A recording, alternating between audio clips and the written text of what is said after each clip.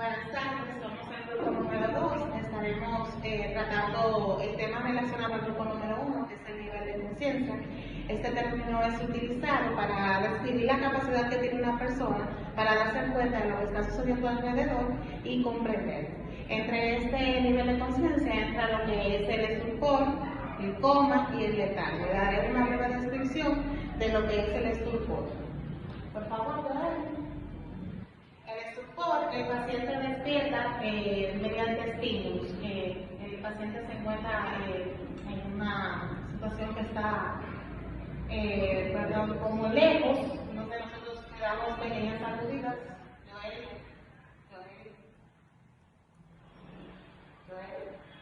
Entonces también podemos realizar pellizcos, que no lo voy a realizar con ella, y sacudidas, como le expliqué. Está también el estado de coma. Aquí en esta parte el paciente está en completa falta de respuesta, pero puede reaccionar puede hacer una reacción de algunos reflejos automáticos. También los estímulos del habla, se le puede cantar, se le puede hacer caricias y el paciente puede también recibir esos estímulos. En el letargo, el paciente tiene una ligera reducción de lo que es el estado de alerta a una leve confusión mental. Aquí el paciente, por ejemplo, puedo hacerlo con Okeanis, le puedo preguntar, Okeanis, ¿dónde te encuentras hoy? Puede suceder el caso que yo le pregunte y ella no sepa el lugar donde se encuentra. Esta es todo de mi parte, le dejo con mi compañera. Bien, entre ellos también se encuentra lo que es la atención, que es la capacidad que tiene un paciente en un estado de alerta para centrarse en un estímulo exterior. Un ejemplo de esto podría ser, lo voy a hacer con mi compañera Indira, se le da al paciente, se le dice al paciente que cuente de 1 a 10, de atrás hacia adelante.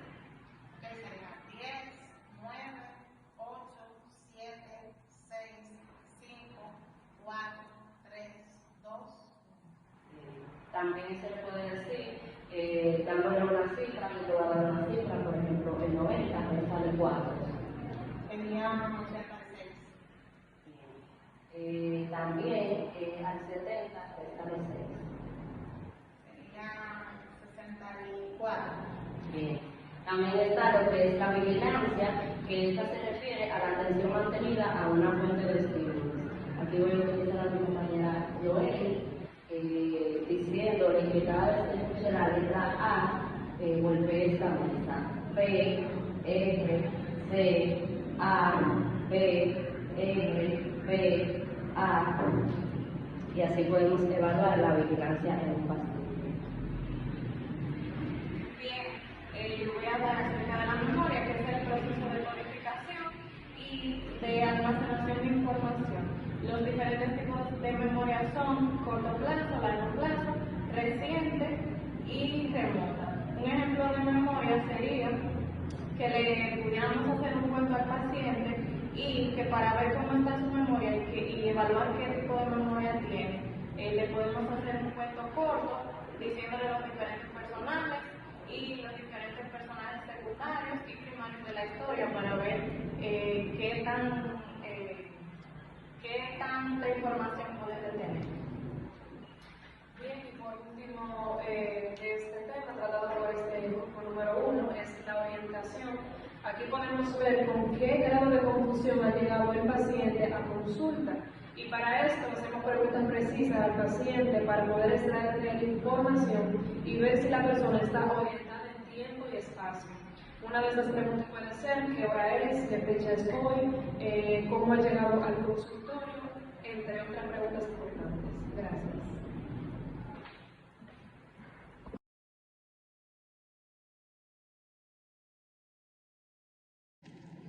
Hola de nuevo, este es el tema número 3. Estaremos hablando sobre la realización a praxis, que esta es la dificultad para hacer movimientos coordinados, incluso cuando la persona tiene la capacidad para realizarlo, la destreza y la intención de hacerlo. Un ejemplo en la praxis podríamos decir a una persona que yo le pueda indicar que realice un triángulo con 3 lados, aún teniendo la certeza de cómo hacerlo, no pueda realizarlo. Te dejo con mi compañero. También en este tema se encuentra lo que son los movimientos y los reflejos. se evalúan los reflejos del paciente normales y anormales, que son aquellos que interrumpen las vías inhibitorias del glóbulo frontal. Entre estos se encuentran varios. Yo le voy a dar un ejemplo de lo que son los reflejos de glomerular.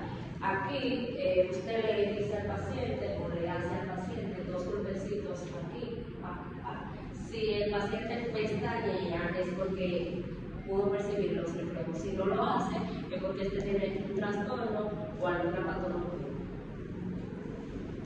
Bien, yo hablaré de las funciones motoras, que es cuando el paciente realiza movimientos que se inducen normalmente en demanda, a menudo a pesar de las consecuencias. Entre los tipos están lo que es la obediencia patológica, la flexibilidad seria, ambitendencia, operación, oposicionismo, enumbrancia, presión forzada, imantación, negativismo y perseveración. Un ejemplo de la obediencia patológica sería si yo le digo a Oceanes, saca la lengua. Este sería un ejemplo de cómo el paciente obedecería rápidamente a lo que el terapeuta le dice. Y por último, tenemos lo que es las esferas afectivas, que ahí, mediante un test hecho por Ross, se puede determinar la lesión cortical en el hemisferio derecho que tenga la persona.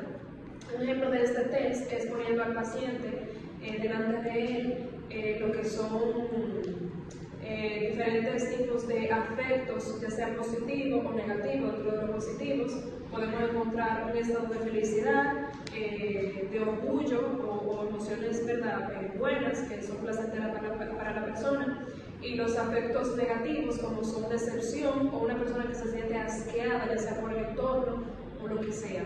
La persona que tiene entonces una lesión en esta parte del hemisferio no puede realizar los ejemplos demostrados por el terapeuta, tiene una incapacidad para ejecutarlos.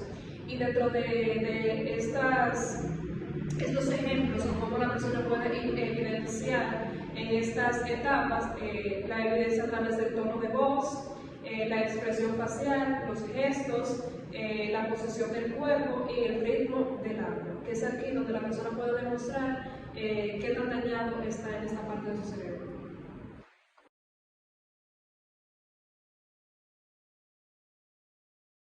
Y por último estaremos hablando del tema número 4, que es el de la sugestibilidad.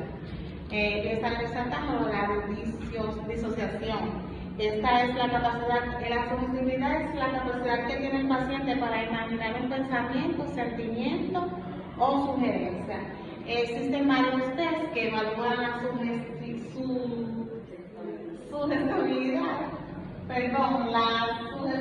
exactamente.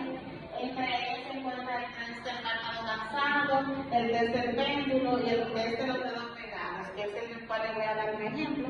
Que el test del dedo pegado, nosotros como terapeuta le pedimos al paciente que ponga la mano de esta forma, le pedimos que pegue los dedos y que imagine que los dedos están pegados y que no se pueden despegar. Llega un momento en que el paciente siente que en verdad los dedos están pegados y no pueden despegarlos.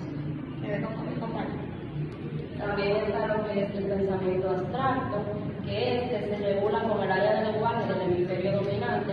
Para controlar el pensamiento abstracto se le excita un refrán al paciente. Ejemplo, el que habla con cojo al año comida. ¿Qué puede ser? Que cuando hablamos con una persona que no trae nada bueno, pues tal vez Este es un ejemplo de una persona con pensamiento abstracto.